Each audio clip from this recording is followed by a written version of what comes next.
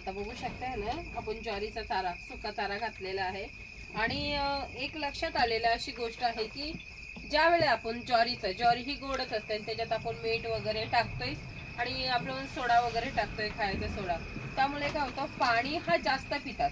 पण ह्यांचं एक हे आहे की म्हणजे ज्वारीचा जो चारा आपण कडबा वगैरेचा भुसा वगैरे टाकतो तो, आणि आपला जो हरभऱ्याचा भुसा आहे हा जर टाकला की तो थोडा आंबट पण असतो तो. त्यामुळे काय होतंय, आवडीने हा चारा खातात. आणि एक आहे लक्षात अशी गोष्ट येते की जो सुका चारा जास्त प्रमाणात खातात. आता ज्वारीचा असू दे किंवा हरभऱ्याचा वगैरे, पण हरभऱ्याचा काय एवढं लक्ष नाही दिला, पण ज्वारीचा मात्र खूप फास्ट गतीने खातात. आणि आपण जो हिरवा चारा सकाळी टाकतो ना, तो मात्र अख्ख्या दिवसात ना खूप स्लो गतीने खात असतात. आणि जसं जरूर रात्रीच्या टायमिंग मध्ये आपण वाट कसं बघतो एखाद्या चांगल्या गोष्टीची, तशी ती वाट बघत असतात की आम्हाला ज्वारीचा जो चारा आहे तो कधी भेटेल.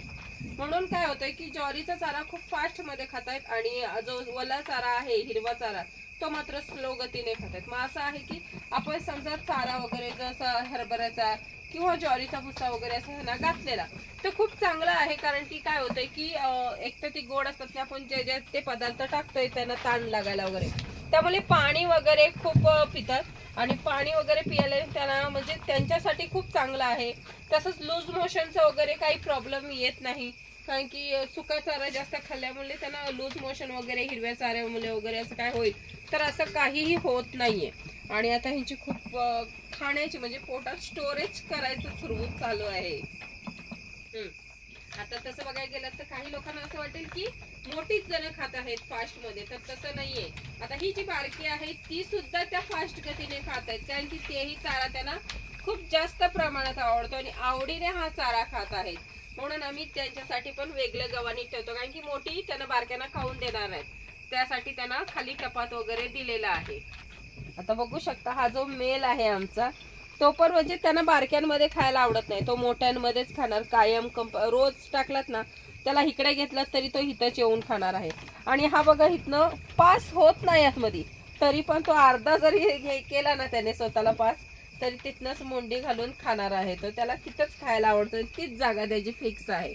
मग हिरवा चारा जरी टाकलात, सुका चारा टाकलात तरी त्याची ती तिथनच खाण्याची एक पद्धत झालेली आहे त्याची. तसं बघायला गेलं तर आपला जो आता कडबा वगैरे पहिला जे आपण आणलेले होते ते पेंड्या आपल्या कुट्टी करून झालेल्या आहेत त्यांच्या. आता बाकीचे जे आपण पेंड्या आणलेल्या आहेत 250 पेंड्या त्याची कुट्टी कालच आणलेला आहे आणि कुट्टी करायची बाकी आहे. तसंच बघायला गेलं तर अवकाळी जो पाऊस आहे आपल्याला त्याचा खूप त्रास होतच आहे कायम. आणि आज पण पाऊस पडला आहे अवकाळी, त्यामुळे आजपासून आपल्याला खूप म्हणजे असं एक रिस्क झालेली आहे. तो आपल्याला कडबा कुट्टी करायचं पण आहे आणि आता स्टोरेज करायला त्याला ढक्कन वगैरे टाकलं तरी ते आपल्याकडं वातावरण तसं हे नाहीये की ढक्कन टाकून तर चांगला राहणार.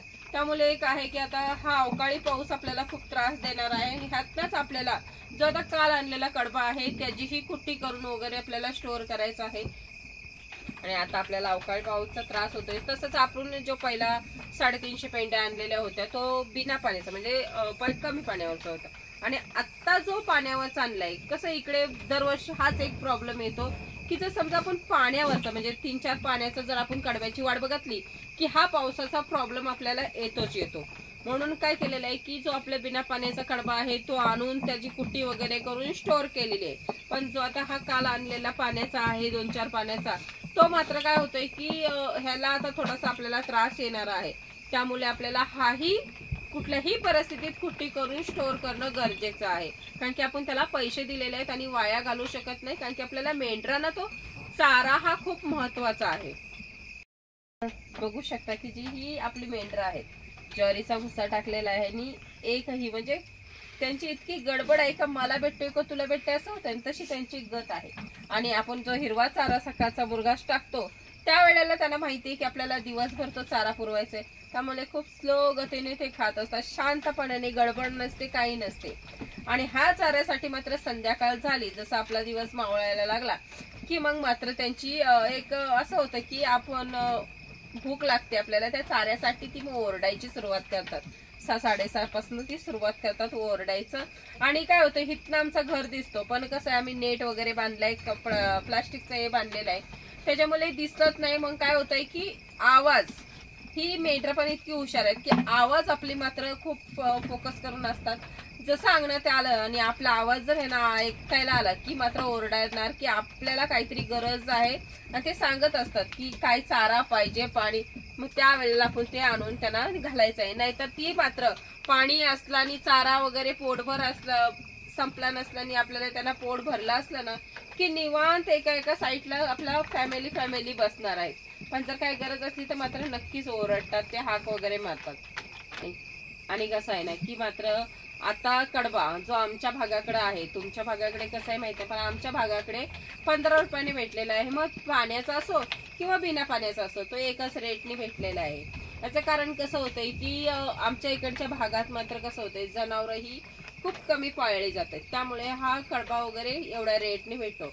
आणि काही ठिकाणी तुमच्या भागाकडे वगैरे बघा मोठे मोठे तबेले वगैरे असतात, तिकडे जास्त जनावर असल्यामुळे तिकडेचा रेट काय आपण एवढं सांगू नाही शकत. पण इकडचा रेट हे 15 रुपयानेच फिक्स आहे.